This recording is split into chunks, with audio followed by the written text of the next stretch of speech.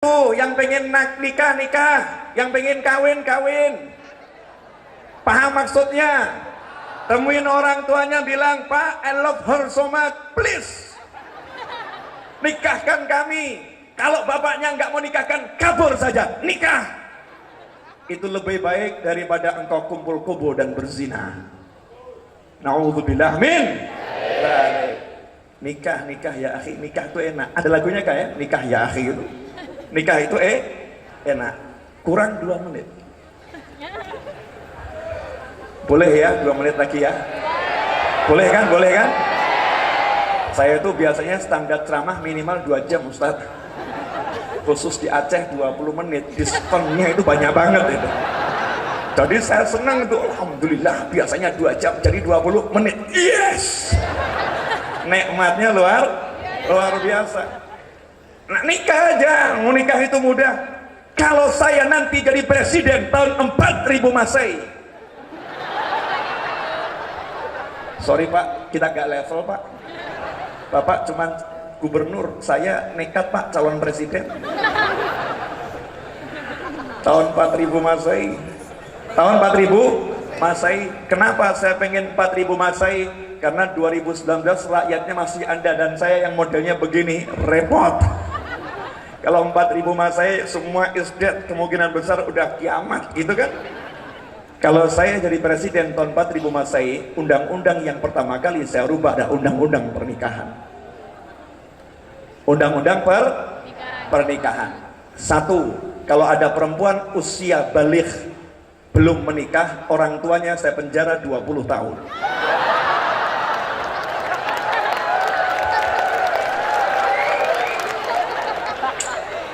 Cocok ya?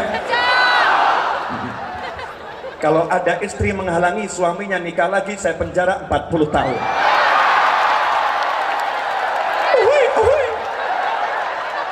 Cocok. Sabar. Ini presiden baru mengumumkan visi dan misi, belum selesai. 2 menit mau mengumumkan visi dan misi calon presiden tahun 4000 Masehi. Saya akan nekat. Ini ambil start awal ini. Start awal. Masih kurang 3000 tahun, 2000 tahun sudah start awal. Kenapa? Sebagai presiden, saya bertanggung jawab atas keselamatan rakyat Indonesia. Saya bertanggung jawab 1 nyawa melayang karena saya neraka tempat saya. Ini yang bicara calon presiden loh ya. Kalau ada rakyat saya meninggal sia-sia karena saya tidak bisa memberikan aturan yang jelas, kesejahteraan yang jelas, sebagai presiden saya masuk neraka dahulu. Ngeri.com kawan. Makanya kalian suka nggak suka, calon presiden yang satu ini akan merubah itu undang-undang pernikahan. Yang penting nggak merubah undang-undang dasar 45. Undang-undang dasar 45 pun dibuat amandemennya. Betul. Iya, itu undang-undang dibuat manusia, tapi milik leluhur itu, sakral buat saya. Saya nggak mau main-main undang-undang dasar 45. Tapi kalau undang-undang pernikahan dibuat oleh orang-orang yang bisa buat undang-undang, saya pun akan berjuang untuk membuat undang-undang. Karena saya punya orang-orang yang ahli undang-undang. Anda salah satunya. Halo. Oke Ibu, biar Ibu nggak penasaran kenapa gitu ya Bu ya. Jangan marah ya Bu. Nah, nanti kalau marah tolong saya dikeroyok ya. Kalau Ibu yang ngeroyok saya siap, kalau bapak-bapak saya nggak siap. Begini kawan-kawan, mohon maaf. Kan sudah nggak mungkin, Nabi kita keliru mungkin nggak? Rasul kita keliru mungkin nggak? Percaya nggak sama Rasulullah? Yakin nggak sama Rasulullah? Percuma Anda bangun infrastruktur sebagus apapun, gedung sehebat apapun, tapi kalau kita sebagai masyarakat tidak ada aturan yang jelas, tidak ada hukum yang kuat, kemudian membiarkan perzinahan, membiarkan kumpul kambing. Kalau kebo terlalu besar, kan suka-suka saya buat istilah, siapa tahu jadi tren. Kita biarkan hal-hal yang dilarang Allah. Ingat itu, Nabi kita pasti benar, Rasul kita pasti benar, Sallallahu alaihi wasallam. Beliau telah menyatakan, kalau udah tampak itu perzinahan, maka Allah akan turunkan gempa bumi di sana dan di sini. Percuma saya membangun kalau zina dibiarkan, akhirnya gempa terjadi di mana-mana. Betul lagi. Betul, betul. Kalau salah saya nggak berani ngomong. Di sini ulama, pejabat, polisi, takut tahu. Kalau salah nggak berani ngomong. Lisan ini harus dijaga, jangan sampai ngomongnya salah, apalagi didengar orang banyak. Ini bahaya ini. Makanya penyebab terjadinya kumpul bo kenapa? Dipersulit pernikahan. Nikah nunggu umur 17 tahun, nunggu umur sekian tahun. Ini bertentangan dengan ajaran Rasul saya, bertentangan dengan ajaran Nabi saya, berarti bertentangan dengan sila pertama, ketuhanan yang Maha Esa. Karena undang-undang menyatakan setiap warga negara berhak menjalankan ibadah sesuai agama dan kepercayaan masing-masing. Maka saya akan kembalikan, ini ingat ya, ini visi dan misi calon presiden. Ingat, jangan salah, ini isi visi dan misi calon presiden. Saya akan kembalikan Indonesia seperti ajaran leluhur. Apakah itu? 1, banyak anak, banyak rezeki. Jadi kalau ada istilah 2 anak cukup, saya katakan setuju, tapi 4 istri. 8 kawan-kawan. Loh, fokusnya bukan masalah istri, anak tadi loh. 8, kan negara sementara mengatur 2 anak cukup. Jangan lawan hukum negara, tapi jangan hilangkan ajaran leluhur. Karena leluhur kita nggak asal bicara. Orang-orang dulu tuh semua dengan zikir, dengan puasa, dengan perenungan. Orang Aceh membuat rafai, ngambilnya pun dari pohon, memahatnya dengan zikir la ilaha illallah, la ilaha illallah, dengan hitungan hari yang pasti, dengan wirid, dengan puasa, dengan tawajuh. Orang dulu luar biasa. Makanya ketika dipukul, tabuh, ayo tabuh. Tabuh serius.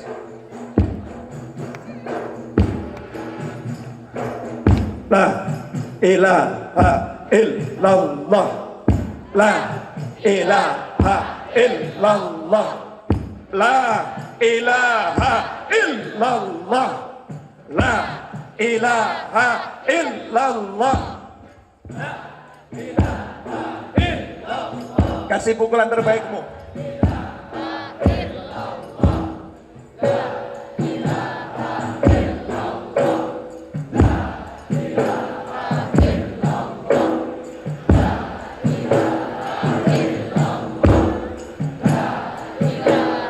Illallah, la ilaha illallah. Cukup ya, nanti jadinya 30 menit.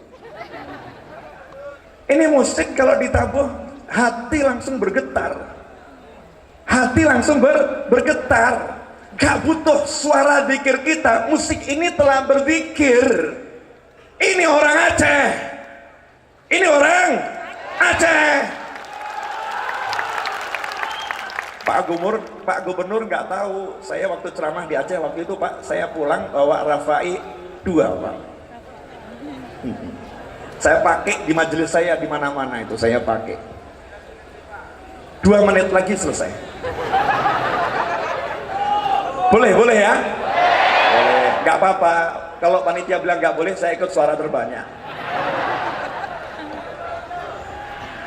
Nah, kenapa orang dulu bilang, coba lihat anak-anak dahulu, nenek-nenek kita menikah itu umurnya berapa di sini di Aceh? 12. Berapa tahun lagi? Kalau di Jawa itu nenek-nenek saya menikah 12 tahun, 13 tahun, 14 tahun. Kalau 17 tahun belum menikah, orang Jawa bilang perawan tua. Betul tak betul? Jadi kalau peraturan yang sekarang 17 tahun baru boleh menikah, apa kata leluhur kita dari alam barzah? Bagaimana anak cucuku ini? Ku ajarkan segera menikah. Kenapa tua baru menikah? Akibatnya karena masih muda dilarang menikah, yang terjadi hubungan di luar nikah. Jadi nasihat ulama tidak akan berarti kalau sistem ini nggak dibangun. Kalau sistem nggak dibangun, susah. Wong tiap hari ketemu orang Aceh cantik-cantik. Pemudanya ganteng-ganteng. Oh, setannya juga luar biasa. Oh, setan di Aceh ini kelasnya lain dengan yang di Solo. Beda. Semakin baik tempatnya, semakin besar setannya. Serius begitu.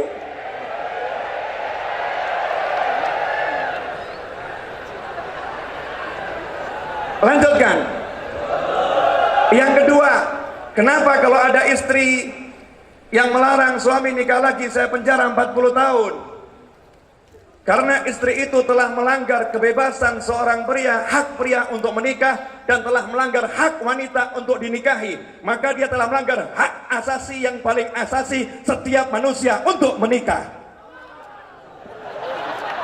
HAM harus ditegakkan. Apakah saya salah? Saya mau nanya kepada janda-janda yang belum menikah. Ketika Anda jatuh cinta kepada Ustadz Abdul Somad, kemudian istrinya melarang, apakah Anda tidak sakit hati? Emangnya aku bukan perempuan? Emangnya aku bukan manusia? Mudah-mudahan istri beliau nggak nonton. Aman Ustadz, aman. Istrinya ngomong, jangan deket-deket Habib Novel, bahaya. Ya, terus kenapa? Karena yang terjadi adalah pria-pria akan menikah kepada wanita dengan sembunyi-sembunyi, sehingga kaum wanita dirugikan. Secara hukum negara tidak mendapatkan pengakuan, tidak mendapatkan haknya, tidak bisa mendapatkan warisan. Itu semua karena apa? Karena pria dipersulit menikah lagi. Pasal ketiga, Bu, pasalnya tadi belum selesai. Nah, ini pasal yang paling menguntungkan kaum wanita.